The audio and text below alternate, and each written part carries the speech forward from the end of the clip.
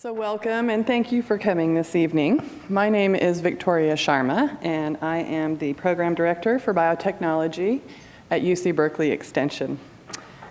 Before I introduce our distinguished speaker this evening, I wanted to just give you a little bit of information about UC Berkeley Extension. So this is actually the mission statement for the UC system. UC Berkeley Extension is obviously part of the UC system. And while I'm not going to read you the entire mission statement, I just put it up there for you to see, but really it can be distilled into the 3 points that you see at the bottom of the slide, which is teaching, research, and community service. UC Berkeley Extension fits into that mission statement for UC in the following ways. First, we are the continuing education department for the University of California, Berkeley. Our mission in that capacity is to increase access to Berkeley quality education, higher education for the community, expand the influence of our faculty research, improve our workforce, and build the local and global community. For those of you who are not familiar with UC Berkeley Extension or have taken extension courses, our students are a very fine student body to work with. Most of our students are professional working adults. They tend to be very focused, engaged, and motivated. Many of them are career changers or career enhancers. They are lifelong learners and personal enrichment seekers. You can see the majority of our students by far have at least a bachelor's degree, and over 30% have higher level graduate or professional degrees. What UC Berkeley Extension offers to our students, first, for working professionals, we have more than 75 professional certificates and specialized programs of study. We offer courses for corporate clients, both on-site and at our facilities. We have programs for international students, and we have online courses for distance learners. For post-bac students, we offer several post-bac programs that allow people to prepare for graduate and professional school programs. And for high school students and graduates of high school, we have additional programs that allow them to prepare for college. Within Extension, as the Program Director for Biotechnology, we have the subject area of science, math, and biotechnology. In the sciences, we offer both undergraduate and graduate level courses in biology, chemistry, and physics. In mathematics, we offer everything from a mathematics refresher course to advanced calculus, statistics, and biostatistics. And then we have the area of biotechnology, which we have split into several functional areas, which I'll talk about in my next slide. So within the area of biotechnology, we have broken up the department into 4 functional areas that reflect areas in the industry that are very difficult to obtain training in a matriculated degree situation. Those areas are bioscience business, clinical and regulatory sciences, development and manufacturing, and project management. Within those functional areas, we have identified several career paths which are predicted to be growing over the next 10 years, and we've done a great deal of research on both labor statistics as well as consulting with local and national industry experts in order to develop these programs. At this time, we now have programs in biopharmaceutical business, clinical research, quality and compliance, regulatory affairs, product and process development, manufacturing and supply chain, and project management for biopharmaceuticals. In all, within the Department of Sciences, Mathematics, and Biotechnology, we have 12 certificates and professional programs or intensive seminars available. The certificate programs, which are generally the more intensive of the professional programs we offer, green chemistry and clinical research, are both available both in a classroom and online. The rest of our professional programs and intensive seminars are available in our classroom locations in San Francisco, Berkeley, and our new location in Belmont. If you are interested in any of our courses or programs, we have information on the table over there. Additionally, my contact information is on the table. Feel free to email me or speak to me directly after we hear this evening's talk. So now I would like to introduce our speaker, David Duncan. David is going to be speaking about one of his several best-selling books. I've listed his books here for you, or at least most of them anyway. David is an award-winning and best-selling author, journalist, and correspondent, and his writings have been published in over 19 languages. He is the chief correspondent to Public Radio's BioTech Nation and a columnist for Fortune. He's also the director of the Center of Life Science Policy at UC Berkeley. David writes for the New York Times, National Geographic, Harper's, Atlantic Monthly, the San Francisco Chronicle, and many other publications. He has won numerous awards, including the magazine's Story of the Year from the American Association for the Advancement of Science, and his work has appeared twice in the Best American Science and Nature Writing. He's a graduate of Vassar College and now lives in San Francisco, and tonight he will be discussing his most recent book, the bestseller, Experimental Man: What One Man's Body Reveals About His Future, Your Health, and Our Toxic World. Please welcome David Duncan. Thank you.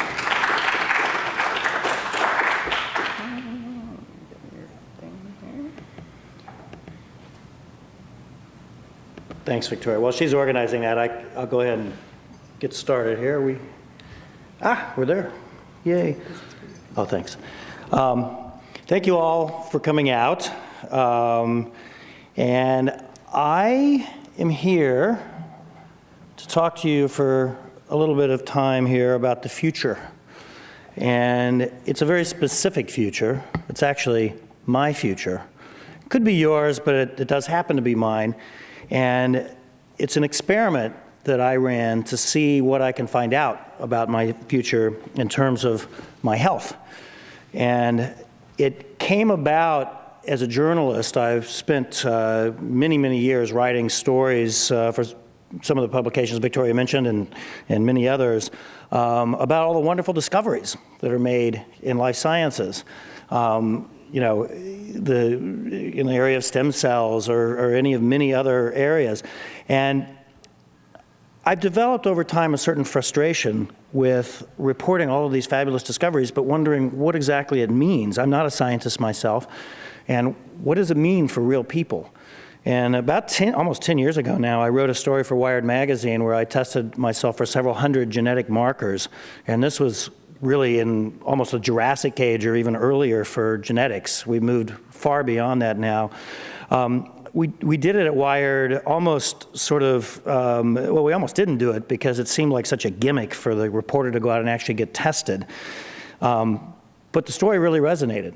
It was a real person in something called genetics, which was very new at the time, at least for the public. And it was one of my most successful stories, I think, because of that. And then I continued to do that over the years. Most notably, in National Geographic did a story where I tested myself for several hundred toxins inside my body, things like pesticides and dioxins. And that, again, really hit home with readers in a complex and somewhat abstract scientific story. It really broke it down in a kind of human way. So, you know, being slightly insane, I decided to do this on a broad spectrum of tests for an entire book. So I'd like to start, though, by asking you all a few questions, if that's okay.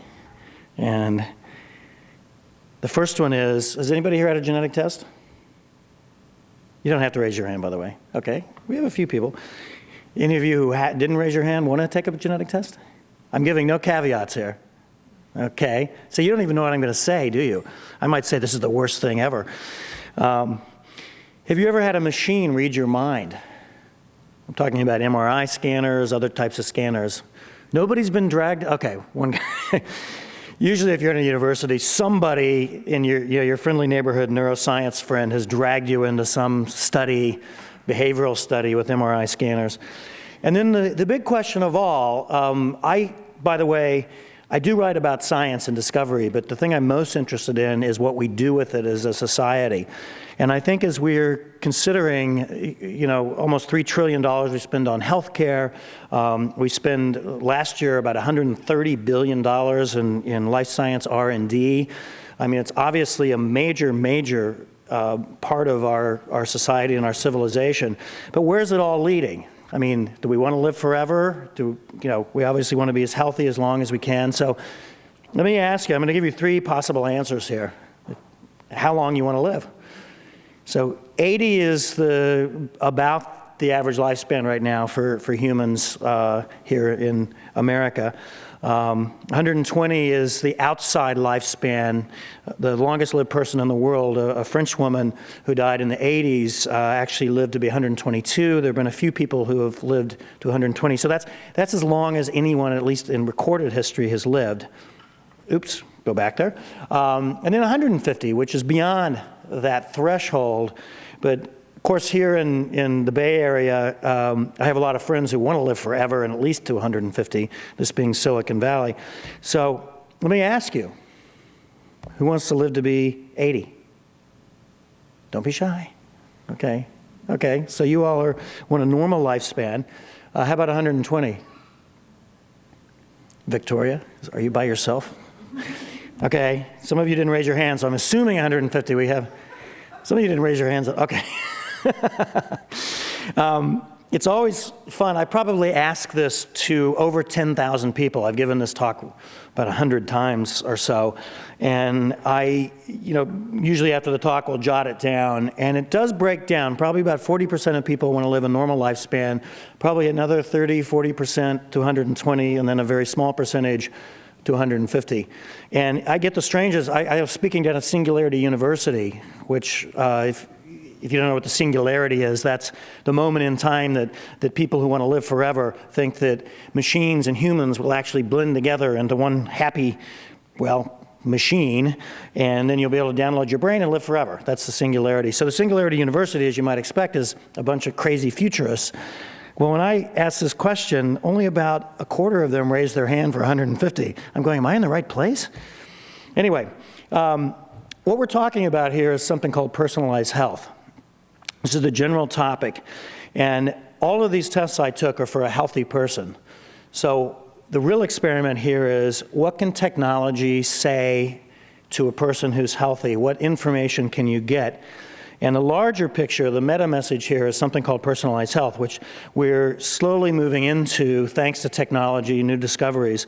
It's really all about how we can stay healthy, and it's focused, unlike medicine of the past, which just goes back to the Middle Ages, you could go back much farther, and in fact the present is really based on treating people once they get sick. That's what medicine is really focused on right now. And what we're talking about with personalized health is an age, hopefully in the fairly near future, where people are treated before they get sick, or at least tested, and you try to stay as healthy as you can. It's all about predictive medicine. So using things like genetic testing to predict what may be in your future, maybe being a critical thing, it's all about probabilities, and then trying to prevent things as much as you can, or at least mitigate them, various diseases that might be in your future. So I do write a lot on policy, and I'm going to get to the experiment here in just a second. But as I'm talking about the experiment and these specific tests I took, I encourage you to think about some broader questions. And one is, as you're looking into this, how close are we to this era of personalized health or medicine? And some of you know the term personalized medicine, by the way, and I consider that a subset of personalized health. Personalized medicine is treatments tailored to individuals based on their physiology, their genetics, other things. Personalized health is a much larger space where health will be focused on you specifically. So how close are we to that? How can we accelerate this process? And that lately in my academic work, and even in my writing, has been a big focus. How can we actually move this agenda forward when there's a lot of resistance, especially from the way we've done things in the past?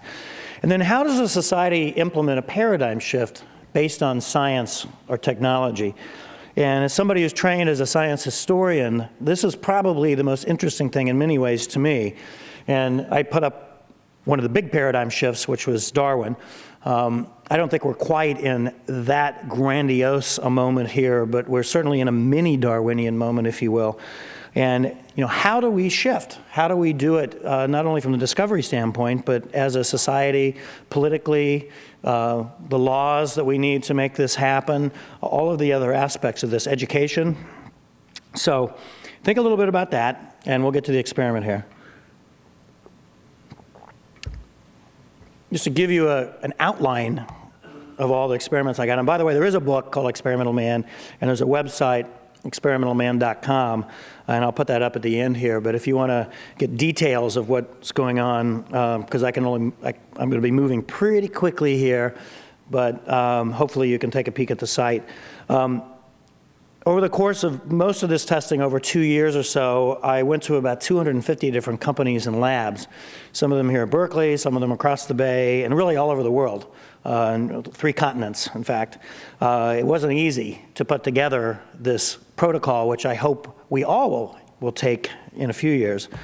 About 10 million genetic markers were tested, and I haven't gotten my full genome. Well, actually, I have had it scanned, technically, my full genome, which is every bit of DNA in my body. I haven't got the results back yet. So only a few hundred people have had all of their genetic markers tested. But 10 million is quite a bit, and I found out a lot from that. 320 environmental toxins, as I mentioned. These are pesticides, metals, all kinds of things. 22 hours in an MRI brain scanner. And this is pretty much the most boring 22 hours I've ever spent. If you're laying down, they have a blanket over you, you just want to fall asleep, which in fact I did. Ruined somebody's test. Gave up about 2 liters of blood, not all at once. And the whole thing costs around $150,000, or it did 2 years ago. One of the interesting things about a lot of this science is the costs are going down very, very rapidly, especially for the genetic testing. So I think these tests today would cost around $50,000 or $60,000. It's still not something that, even with what we spend on healthcare, that the average person can afford, even if they can find all the tests. But you can see the direction it's heading. So I wanted to first establish a baseline. I'm trying to see, in the future, what I can find out about myself, when and if all these tests are available, but you have to start with today. So a couple years ago, I went to see my doctor, and I said, check me out, doc. What's going on here? What can you tell me with today's state-of-the-art medicine? So my doctor doesn't quite look like that, but he actually is pretty close. Yeah, he's cute. He's actually the chief medical officer over at the rival university, UCSF, across the way. He looks sometimes a little tireder than that. Anyway, this was my prognosis. Healthy. I kind of knew that going in. He took my blood pressure, he checked my heart, he tapped my liver, and those are the tests you get today when you get your 10 minutes, with your doctor when you're healthy. So that was the baseline. If that was basically I was getting tested today in the state of the art, the lecture would be over, and I'd be walking off the stage now. But obviously I did a lot more than that. And I want to emphasize, though, genetics gets a lot of the press, but in fact that's just one part of what makes us who we are. And in fact it was only one section of the test. The book and the project were divided into 4 sections. It's genes, environment, brain, and body. And the body obviously is important because that's where you begin to link and tie things together. So as you're thinking about all these different individual tests, think of it how it applies to a whole person. And this is, again, it's something I've been working on more recently, is something called the Linkage Project, how we begin to link all these tests together. Because right now, in the silo effects that happen throughout biomedicine, these areas don't talk to each other very much, and there's not much linkage.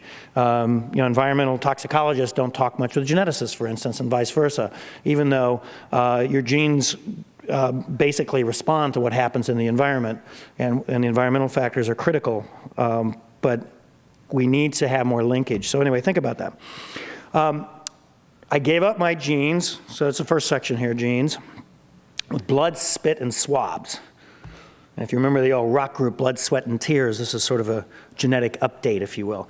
And mostly now, if you want to try 23andMe or Decode Me or some of these companies, what you do is on the left there, that's actually the 23andMe package. You can spit into a container, and they crack open your saliva cells and pull out your DNA that way. When I first started this project, I had to give up blood and other bodily fluids, but you don't have to do that now unless you're getting massive testing. The results, basically, as a healthy adult human, most of us will come out pretty well on these tests. Most genetic disorders that manifest in a dramatic way are very serious glitches in your genetic programming. Down syndrome, Tay-Sachs as babies. Most of these things are errors that are profound enough that they will have affected you by now. And hopefully you all have not had any major genetic issues. If you've reached adulthood, your genes will certainly have an influence, but it'll be less of an influence. So macular degeneration, asthma, most cancers, I came out pretty well. I did have a couple things, though. And I, of course, didn't stop with just testing me. I tested my whole family. We had the experimental parents, the experimental brother, and the experimental daughter. My daughter, who just turned 22 2 days ago, she's very experimental, and she actually is a biology major, and she made me test her. I got to tell you, it's a little unnerving for a father or a parent to test their child, since I gave her half of my genes. I mean, it was all natural and unwitting, but what if she had come out with something serious that I might have had a role in? These are some of the ethical issues that we all are going to have to deal with. But just, I know some of you know genetics, but this is a very simple lesson in genetics, if you will, which is through a real family. For heart attack, my father and my mother carry a higher risk factor. They're basically carriers of this risk factor. It's given them a slightly increased risk. But what happens with genetics is I have a 25% chance of having that bad G, that red G there in genetic code, passed on to me. And the double G gives you the highest risk for this particular marker. You also could get a 25% chance of getting the lowest risk version, which my brother got. So basically, he got off scot-free. I got the high risk. Thank you very much, parents. I passed on one of my Gs to my daughter, so she's also a carrier, which might be significant for her children. Now, this marker, I should hasten to add, as many genetic markers, still needs further testing and validating. And even if it turns out to be a legitimate marker for heart attack, it's just a small add-on to the average risk factor for a male over 50 like myself. It's already about a 40% chance or so. This adds about another 15 or 20% onto that. So it's not a huge risk factor. Alzheimer's here was interesting because we don't have Alzheimer's in our family. In fact, I should say we're a pretty healthy family. I probably wouldn't have taken these tests if we weren't relatively healthy. But we did end up, we have a floating AG over here. That should be under my brother. But my father and my brother ended up being carriers. And this conveys, again, a very slightly higher than average risk for Alzheimer's. Now, this one, though, this particular marker, if you end up with a double G, like I got for heart attack, that's a significant risk factor. It's about an 8 times risk factor, which is quite significant. And now in my family, that hasn't meant anything yet. But my brother's married. He has a couple kids. What if this scenario over here with my mother and father happens with my brother and his wife for Alzheimer's with one of their children? There's a possibility they could get that double G. So that's basic lesson in genetics as it plays out. Now, my family, being healthy, my father is almost 80 years old. I called him and I delivered this news, which also is sort of strange, delivering genetic news to your family. It should really go through a counselor or something, which I encourage you all to do if you get tested. But I called my dad and I said, well, you have this, this slightly elevated risk for Alzheimer's. And he paused for a minute and he said, who's this again? And he's very lucid, he's very healthy, and that's how seriously my family took this. Other families might be different. My favorite genetic marker, and I desperately wish that I had a prop up here to properly illustrate this, has to do with coffee. That would be the prop I would be looking for here. And a particular gene called the caffeine fast metabolizer gene. And this gene allows me to do something which actually I can test. All right, I've lived my life testing it because I can drink coffee right up to the time I go to sleep and I don't feel the caffeine. It just goes right through my body. And I don't know, if there are any of you like that? So about 25% of the Caucasian population has this particular genetic variation. And I always feel sorry for my friends who love coffee and have to stop drinking at 2 in the afternoon or something. And my father is the same way, so obviously this runs in the family. So this is to illustrate that not all the genetics is serious disease. It can be fun. And in fact, if you want to get into ancestry or some other areas of genetics to dip your toe in, that can be kind of fun. The environment, chapter 2 here. This is my chemical report card from the National Geographic story. And this shows the chemicals I was tested for. You can see it there, PCBs, PBDEs, which are flame retardants, pesticides, lots of others. I was tested for 320, as I said, chemicals. And we detected, using current technologies, 165 of these chemicals. And that's important because these are tiny little levels. They're parts per billion, parts per trillion. Some of these chemicals, there's such small quantities inside your body that they're undetectable by current technologies. Even though there are new machines and techniques in chemistry that's allowing this field to move far beyond what it was even a few years ago in detecting these chemicals. And one of the interesting things about this story is, of course, we're all carrying these chemicals. It's not just me.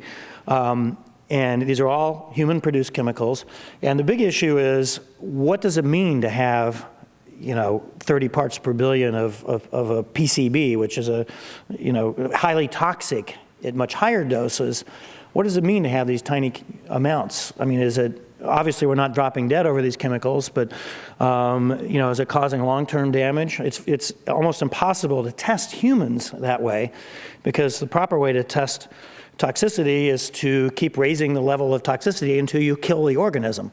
And obviously, ethically, we can't do that with humans. A lot of people would think we shouldn't even do it with animals, but so we don't really know.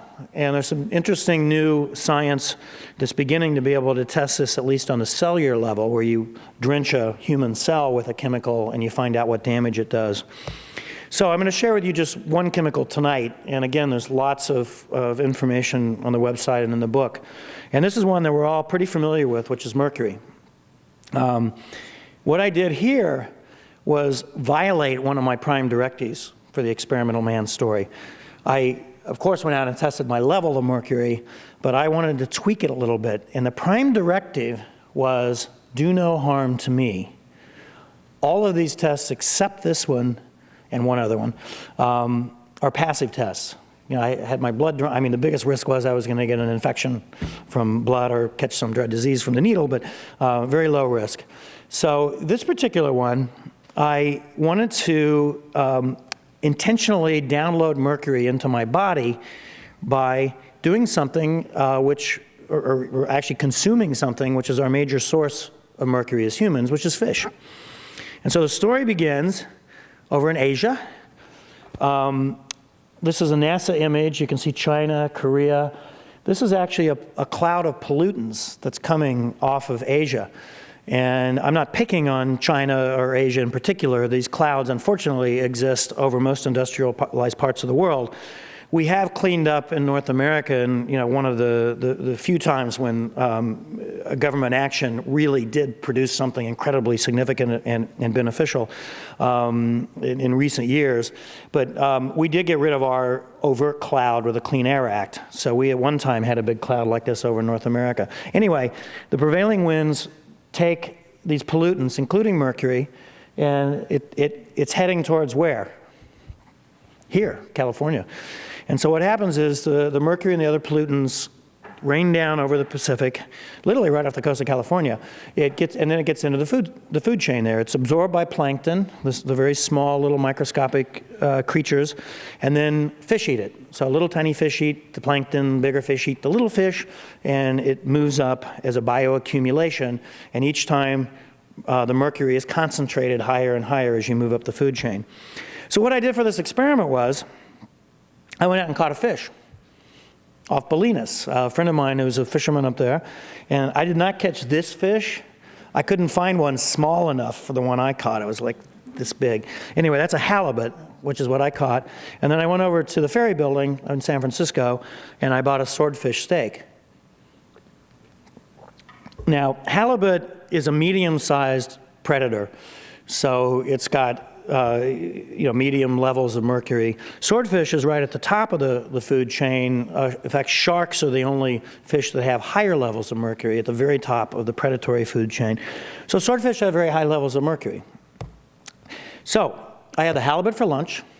It was lovely, butter and all that, and swordfish for dinner. So, I'm not going to ask here who maybe eats that kind of meal routinely, but a lot of people do. This is not a big deal. Fish for lunch, fish for dinner. So my before blood mercury level was 4 parts per billion. And the EPA threshold, the safety threshold, is about 5.8. So I don't eat a lot of fish. In fact, I hadn't eaten fish for a long time before this. Mercury tends to clear out of your body in about 20 or 30 days. So this is my background level. And this is quite high. This puts me in, according to Center for Disease Control data, at a very high, almost 95th percentile in the country. And unfortunately, we in the Bay Area live in a mercury hotspot, and you probably all have levels close to this, even if you don't eat fish. It's still, in that safety threshold, although many toxicologists challenge that and think that any mercury on board, it is a neurotoxin, it's toxic to your liver.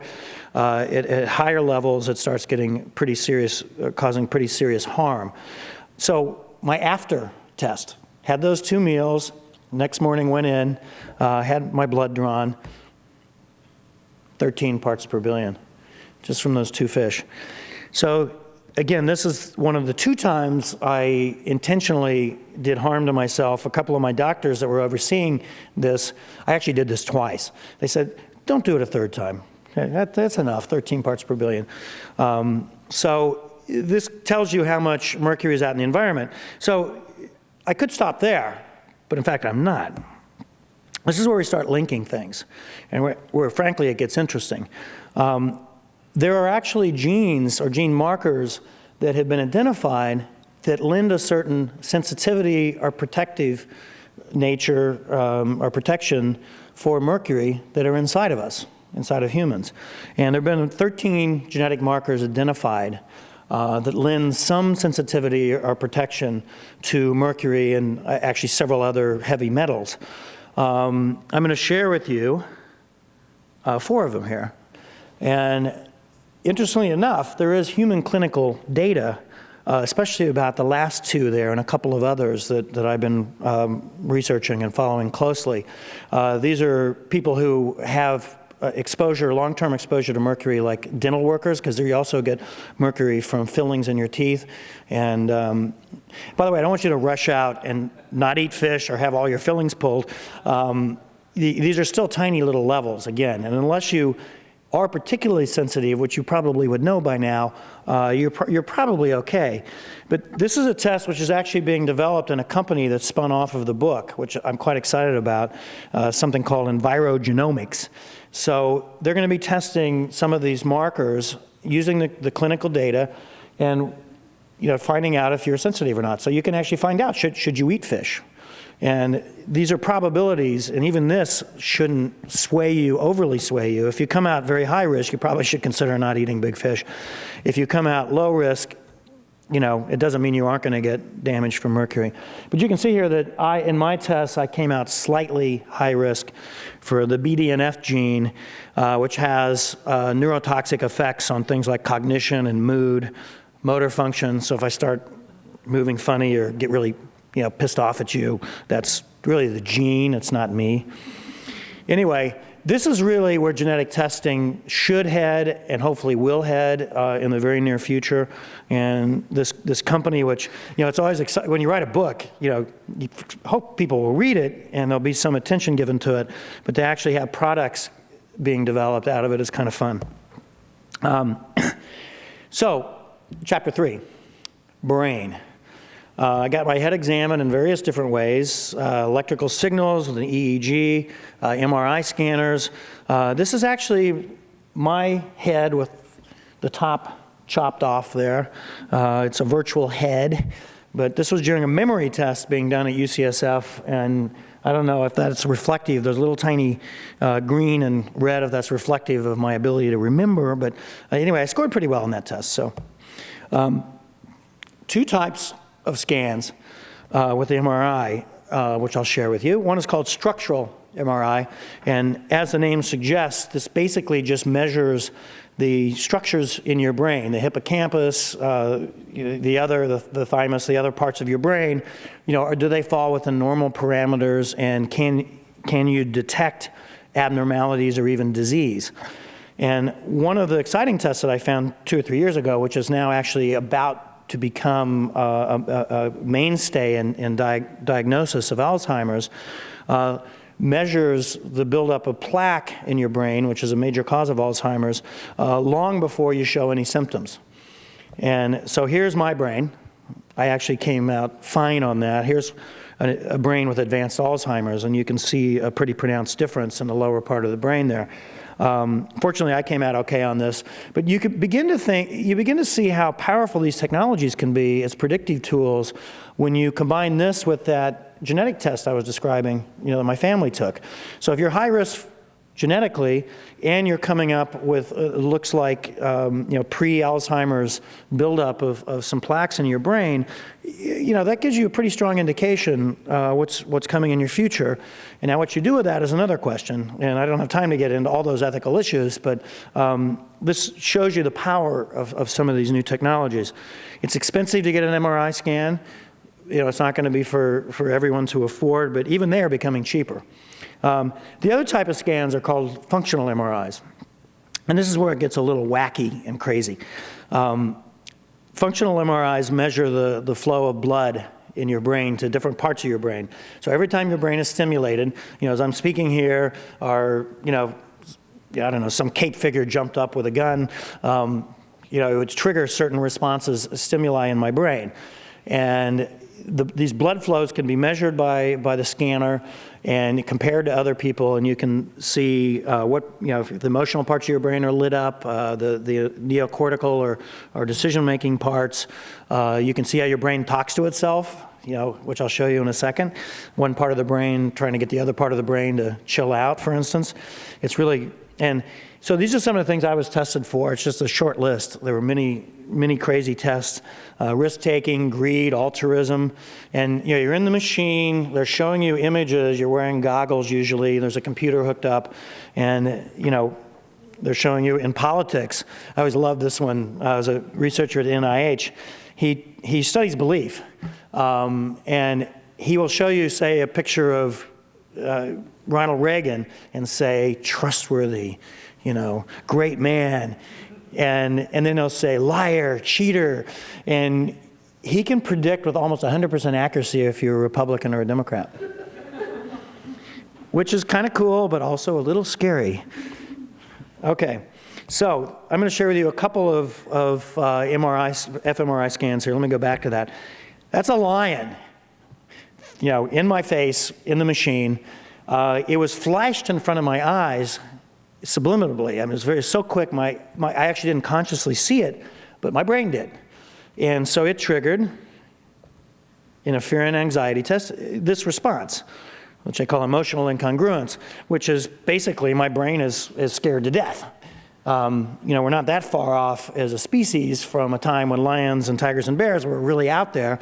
And obviously we have a lot of brain machinery and in fact physiology based on responding to that stimuli of a wild animal being close by baring its fangs. So a lot of lights going off in my head there. Then they showed me this, a field of daisies. It's very calming. And that was up there. I actually saw it consciously. And so my brain did this.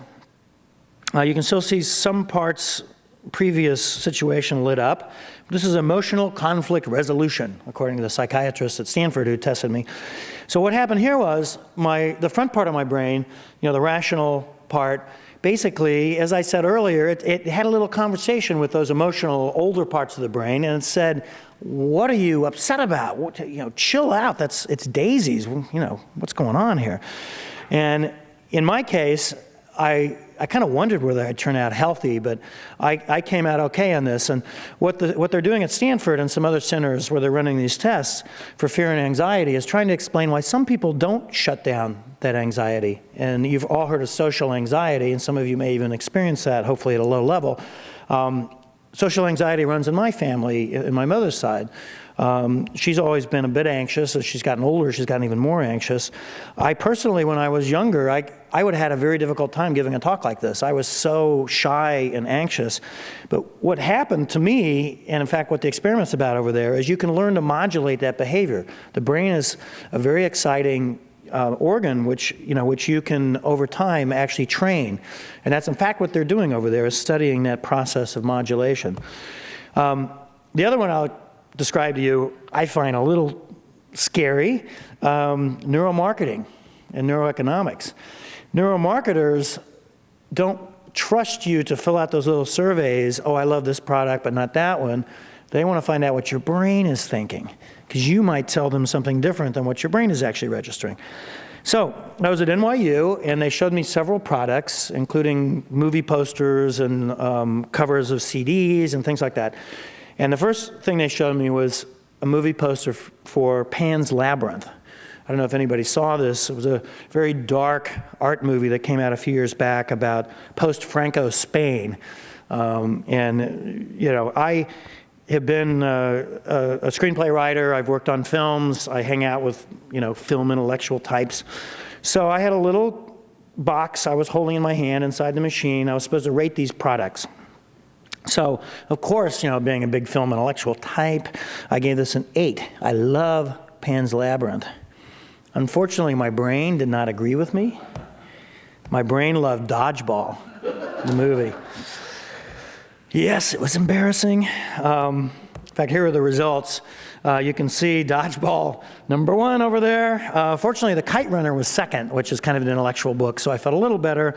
Beethoven's up there, but then again, so is Dreamgirls. So anyway, we will move on.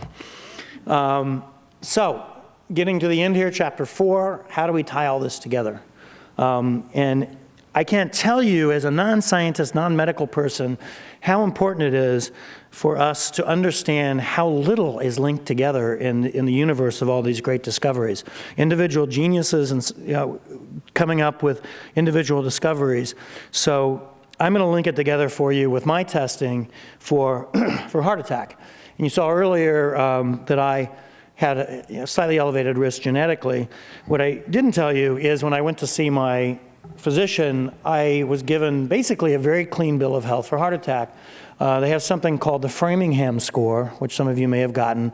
It comes from Framingham, Massachusetts, where for several decades they've been testing a large population of people to see what cholesterol, what weight, a few factors, age, other things, how that influences a person's risk for heart attack. So my Framingham score was 4%, virtually non-existent. And it made sense because I don't have heart disease in my family. So I would have gone through life thinking, okay, chalk that one off, very low risk of heart attack. But I ran this little complex test here, tying together all these tests that I ran. And this was done by a company in South San Francisco called Intellos. And Intellos is an exciting company. This kind of company is exciting because they're developing very, very complex computer simulations of what happens in the human body. And we're nowhere near really, not even close. I mean, probably 4% of what actually goes on in the human body has been developed in these computer programs. But every year, it gets better and better, and the algorithms get more and more complicated. So they're developing a product over there which takes a lot of different tests some traditional, some more far out like genetics. And they compare you with a large population of people, just like the Framingham study, who have been studied over several decades. And they take your results and say, okay, let's project those forward with the people that come closest to you who actually have lived those years and did or did not have a heart attack. So they first added genomics. We know that I have a higher risk for that. Biomarkers, this is cholesterol, other lipids, triglycerides, things like that, traditional tests. An ultrasound of my carotid artery in my neck, which can indicate buildup of cholesterol, and also a CT scan of my heart. And this is the second time that I potentially did harm to myself by being exposed to a small amount of radiation for this scan. And there was some controversy actually over whether I should do this or not with my advisors. Because there's controversy over a healthy person getting a CT scan with no real indication. You have a very small radiation exposure, and the machines today are getting much better about that.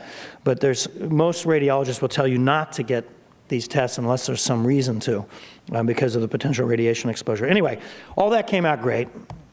And then I got from Intellos a prediction of my future. I always wish I had drum roll here. Here we go. Ta-da! Okay, this chart has this yellow line on it. It has a green line and then a clear line. So there are 3 potential future options over the next 20 years, which is what this measures. Now, you remember 4% heart attack risk was what I got from my doctor. This test, however, suggests that I have a 70% risk factor for heart attack over the next 20 years. This is pretty mind-blowing compared to my 4%. This is a pretty high risk. In fact, it's a very high risk. And a lot of tests need to be done to validate this, to clarify it. But I was convinced, and I took it to several cardiologists, including a couple famous ones. They were skeptical, but when they saw the protocol, they had it explained to them. They think this is it's a pretty good test for a preliminary test. But the good news is, so that's the bad news. The good news is, though, that green line could also be a future. That's 2% risk.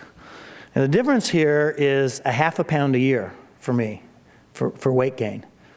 So if I gain a half a pound a year over the next 20 years, that's my future according to this algorithm. If I gain no weight, if I stay stable, my future is a green line. If I take statins, which is the other line, which lower cholesterol chemically, I have a 0% chance. So this is what personalized health is really all about. And eventually, we will all have tests like this. And as I said, this needs validation. It needs to be compared with someone else running a similar simulation. Lots of other scientific things need to happen. But I was convinced enough to want to be on that lower trajectory. And by the way, a half a pound is not very much. I mean, we all know you shouldn't gain weight as you get older. You increase your heart attack risk. But this is pretty significant. So your results could be totally different. You might be flatline. You might be able to become a total porker and still not have a very high risk. So everybody's different. That's the point of it being personalized health. It's based on your own information. So whenever I talk to doctors, they always say, well, of course, you shouldn't gain the weight. And, I tell my patients that, but they go out and eat anyway. So how do we alter behavior here? It's still an open question. There hasn't been enough research done on this. But I came in as a skeptic journalist. I actually didn't expect to find anything, to be honest with you. I thought that would be the story. And finding something was interesting how I behaved. I mean, I consider myself healthy. I eat well. I exercise a lot. But I went to see a nutritionist, because I thought I should. And she told me that actually I had a lot of problems with my diet. And she helped me lose 10 pounds. And it was actually remarkably easy. I mean, losing 11 pounds, harder, but 10 seemed to come off pretty easily. And the point of this is that I was actually kind of probably slip-sliding my way, let's go back to that chart, on the bad angle there. And now I hope to stay in that. So a lot of what personalized health is about is personal choice. I mean, we really want to hope that nobody tells us to do this or makes us do this or fines us if we don't do it. I mean, it may impact our insurance, so I guess that's sort of a fine. But this really allows us to have some personal responsibility for our own health. So a lot of what we talk about with personalized health has to do with personal responsibility. Now, the future here, I've got my iPhone. I'm just sort of imagining a gadget that looks something like this, and I put November 9th, exactly 5 years from now. I think it's probably more like 10 or 15 years, but we may have a device that actually takes all these measurements I've just described, and if you may not care, you may leave this at home on the shelf, or you may be totally obsessed. Oh my God, can I eat that salad? What's the level of chemicals in it? How does it cross-reference with my genetics and lots of other factors? I think we will have these technologies 10, 15 years from now, and you'll be able to do things like this. Like say, you caught a halibut, and you cook it up and put it in a sandwich. There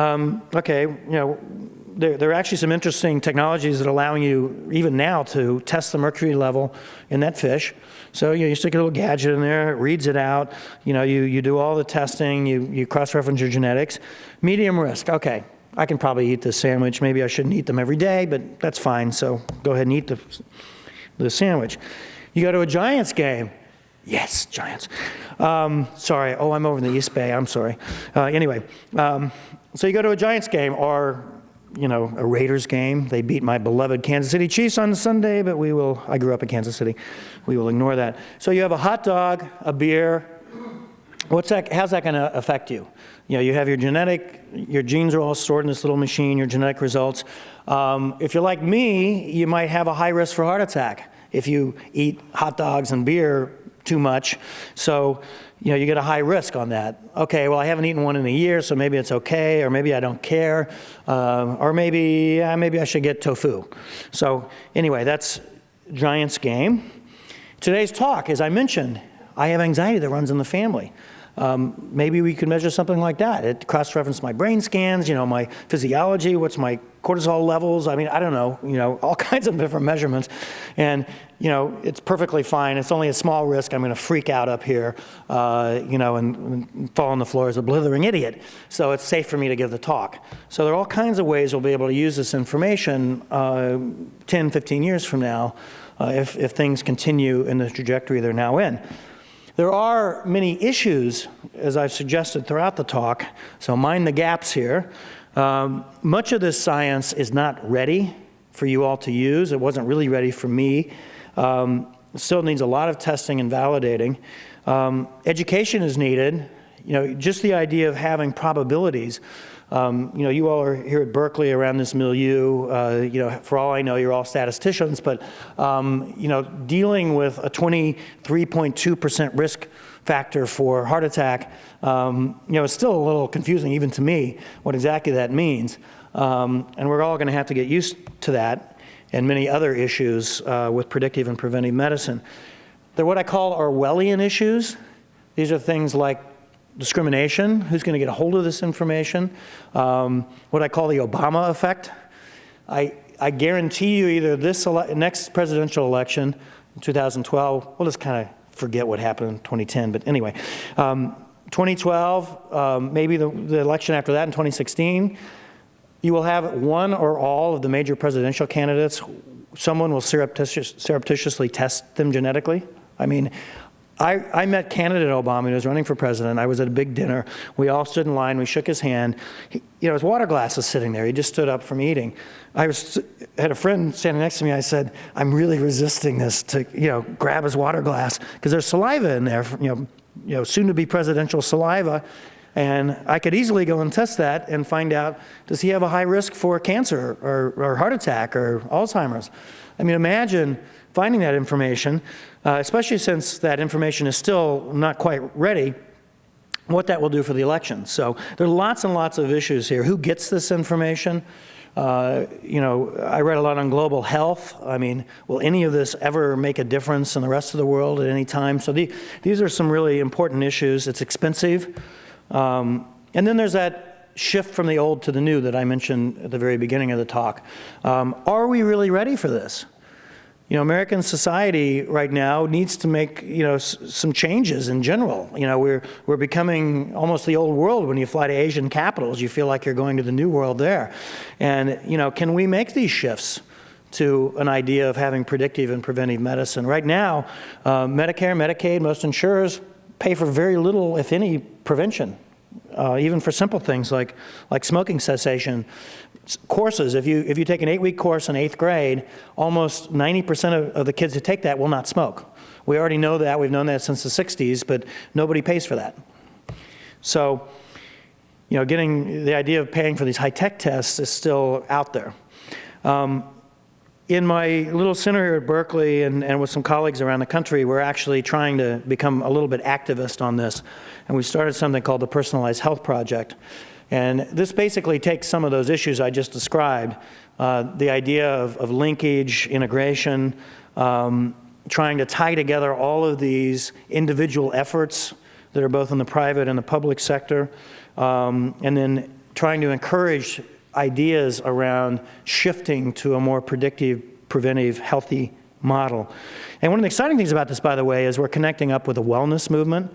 And I've known Deepak Chopra for a while, but I was at a meeting with him just a week ago, and he's gotten very, very excited. And as from the wellness side, along with some scientists who were also there, it's like, could you guys kind of meet up here, because the energy around people who want to stay well and healthy, alternative medicine, whatever you want to call it, and the sort of leading edge of science, I think needs to come together. We need to find out what in the wellness movement works and doesn't, with a little more science behind it. And the scientists need to really loosen up and recognize that millions and millions of people want to be healthy, and traditional medicine is not doing a great job of helping them stay that way, because they're really treating illness, not wellness.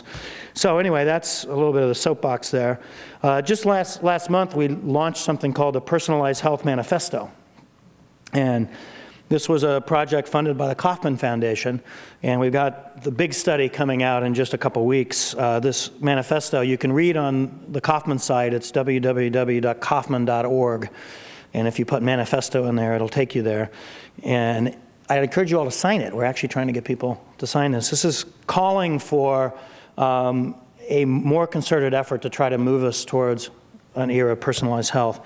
So still going, more tests. I'm getting my microbes tests inside of my body. This is my proteome, all the proteins in my blood. This is a kind of cool one. A company up in Wisconsin, I shipped them some blood, more blood. Everybody wants blood. And they reverse engineered my white blood cells back to stem cells. These are called induced pluripotent stem cells. And I know biologists really need to figure out better terms. The language of biology is difficult, but what this means is these have been reduced or engineered back to a state very similar to the stem cells that appear in a human embryo a few days after conception. And those cells grow into all the different parts of the body. And this is, of course, where all the controversy is around. When you take these embryonic stem cells, the real ones, you have to destroy the embryo to pull them out. And many of us think there's great promise in repairing hearts that have been damaged, spines and nerves and brains, and regenerating tissue using these embryonic stem cells. This is a method that was developed up in Wisconsin by a scientist named Jamie Thompson, who actually was the original discoverer of embryonic stem cells, which may be an alternative to having to harvest these cells from embryos, which would end the controversy. There's still some things that need to be worked out, but what they're doing with my cells here, they're now, as we speak, growing them into heart cells. And these are cells that will actually beat in a petri dish. They'll go ka-dunk, ka-dunk, ka-dunk. And so these are basically, it's like taking my living cells from my heart and putting them in a petri dish, except you didn't have to take them out of my real heart. And what they do with that is test it with lots of different toxic chemicals, drugs. I'm high risk for a couple of drugs genetically, like statins. And we're talking about trying to design a test that might actually verify whether that will harm my heart cells or not. Again, there's more information on what that's all about on my website. But that's pretty exciting stuff. Someday we'll all, you want to take a biopsy, for instance, out of a tissue which is dangerous, you can just grow it in a Petri dish. And this isn't even that expensive. This is about $300, this whole process here. So anyway, still going. This is the website, experimentalman.com. I'd love for you all to visit. This is the book. You can buy it on Amazon. We'll be having a paperback come out not too long from now. But I think Amazon is still discounted. And then a final question for you all is, are you ready for this? Yes? No? Maybe? Shrugging? Okay. It's late. When's he going to stop talking? And that time is now. Thank you very much.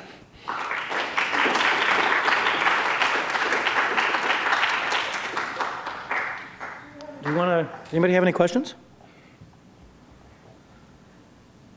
I have one quick question for you. Sure. One of the things I'm kind of intrigued by with all of this, I think it's very exciting to get this kind of information. I would love to have this kind of information about myself and my family, but I'm also aware of the fact that part of our culture is making money. And so I'm a little concerned about what are we doing maybe in Washington, if anything, about policy and to protect people from sort of innocently giving their information away and then the various things that could happen. Yeah, that's a huge issue. And in fact, there was a law passed in Congress, let's see, I guess it was 4 years ago now, called the Genetic Information Non-Discrimination Act, GINA. And that does protect us from having our genetic information used against us by insurers, by health insurers, and by employers. Curiously enough, that's not everyone that might use it against us. It's a big part of it. You can't be hired or fired based on genetics, but that still leaves a wide open area. And in fact, we had a little controversy here at Berkeley about incoming freshmen being tested genetically.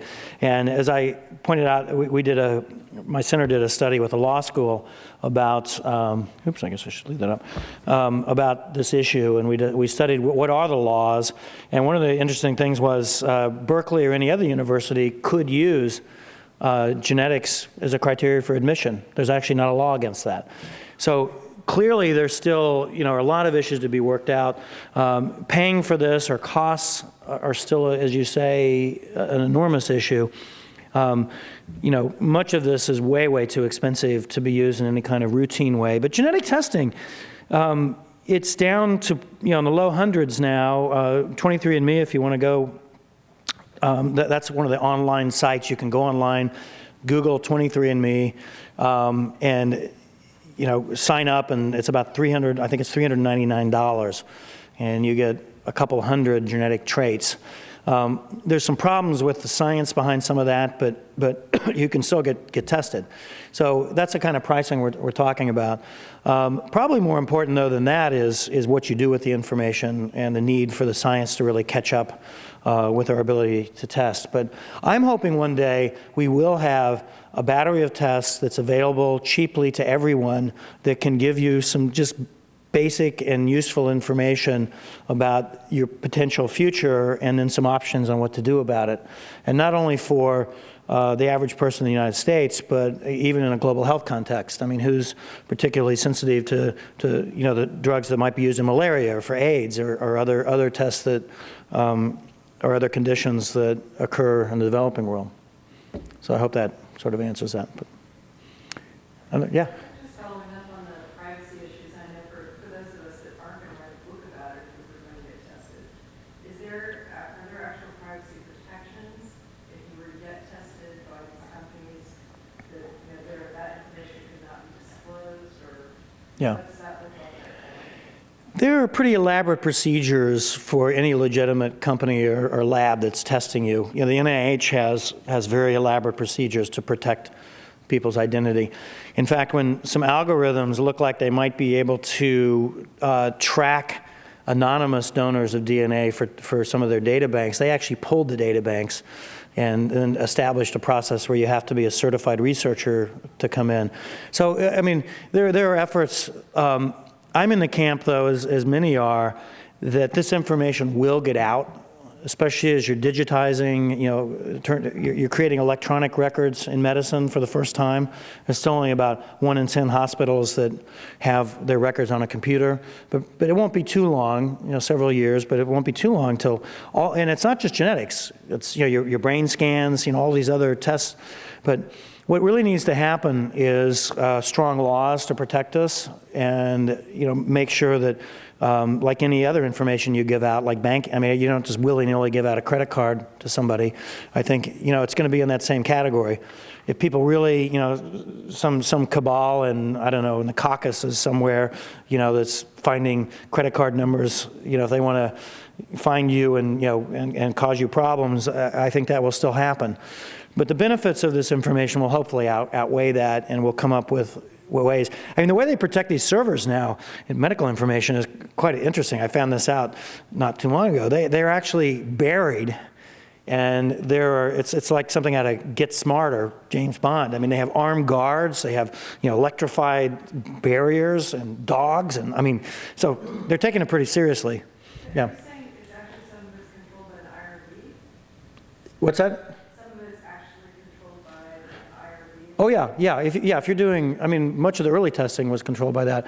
And oh yeah, there are all kinds of studies being done in labs, genetic studies, which are done anonymously and go through the IRB process. Yeah. That's been one of the controversies of commercializing this. The ethicists have had some problems with just, for instance, handing out the information without a counselor or some kind of process. And the FDA, in fact, if you follow this even casually, has just come down pretty hard on the commercial entities that are providing this information, as has Congress, and they're likely to regulate this. I'm not sure how heavily, but one of the regulations will be to protect this information, and probably to go through a physician or a qualified medical person, which I think is appropriate. Any other? Yeah. A lot of this data that they have now is very poor correlations, and as far as the statistics that go with it are not good, and trying to apply it, for behavior of a population right now is not good. Yeah. In a sense, it could lead into the food fast type industry that exists now today, which is mostly a farce. Right. Well, actually, most genetic tests now are, at best, measurements of a population. Most of the tests that I showed you up here simply take a population of, say, 10,000 people. They find out, okay, this group here has macular degeneration, a few hundred of this population, and they run statistical studies after they've genetically tested this population. What's different in that group with macular degeneration genetically from the people that don't have it? And it's statistics, it's population statistics, and to extrapolate that information into applying to individuals is a bit of a stretch. And what you need to do, when I talk about validation, you need to run clinical trials. You need to find out in that population you tested or another population, is this a real risk factor? If you have a 50% risk factor for macular degeneration, according to a genetic variation, track people over 5-10 years and find out, do they actually get it? And what's real about that? In fact, a couple of those studies have come out recently for one of the heart attack markers, which got a lot of attention, turns out doesn't have much of in fact, it was washed out statistically.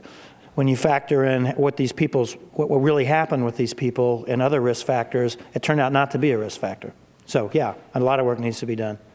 Well, my question was kind of on that line. You had showed a slide earlier with the Alzheimer's on one side and then the heart issues on the other, and the meaningfulness of the amount of risk associated with the Alzheimer's is much greater. And so I assume that's because the environment has less impact overall. And so I would assume that doing this testing is most interesting when you're testing genes that are less impacted by the environment? Yes. How do you get that information? What's environmental versus? Well, there are two categories really of genetic risk. And since the Human Genome Project, which happened 10 years ago, the rough draft of the human genome was announced almost exactly 10 years ago, there's been a huge success in rare genetic disorders in determining them. As I said earlier in the talk, These are things that have make a dramatic difference, true genetic errors. And I didn't put it in the talk, but there's a chapter about my brother. And he's got a rare genetic disorder, osteogenesis imperfecta, which is the brittle bone disease. And why he got it and I didn't is, who knows? I had actually the entire gene and even the proteome of the two proteins involved with that disease tested, and I came out normal, obviously, and he didn't. Now, we didn't know about that disease, I mean, we being a society, so he kept breaking bones as a kid. Now you know about it, so that's a serious genetic disorder, and there's very little environmental influence over a disease like that. Some are even worse. In fact, even that disease, the most extreme versions, you die in the womb because you break you break bones just in your. So those clearly have very little environmental. What we're talking about, though, here, even the Alzheimer's, there's still a pretty, high level of environmental influence. The Alzheimer's is more, basically, statistically, I describe that as an 8 times risk. That's a pretty high risk. So that's more heavily genetic than, say, the heart attack risk at 20%, significantly more. But it's still an interplay, and that's, when I get on my high horse, that's one of the things that's sort of annoying and frustrating to me, that we spent so much time focused on genetics and haven't really spent the same amount of time on the environmental influences. And the good news is that we found out a lot about rare genetic disorders. The bad news is that we really don't know that much more 10 years after the Human Genome Project about this interaction with the environment and common diseases. So, maybe one more? No more? So you, okay. Oh, one more. Just curious that just about weight gain and heart attacks. If you were to lose 10 pounds, that could be 20 years to get back to the line? Well, that's an interesting question, and I asked the statistician who did that, and he said it was based on that moment. So when I say I lost 10 pounds, it would probably have to retest me to find out from this moment. So when that test was run about 2 years ago, that was my prognosis. But I was like a lot of middle-aged men beginning that little slippery slope upward. So it did stop me. So hopefully I would come out different on that. And that is a good question, because this is not static information. You don't just get a test like that once and then go your merry way. It's something you would need to be, retested. I don't know what the time span would be, every year, every couple of years. So anyway, thank you all for coming out on a rainy night.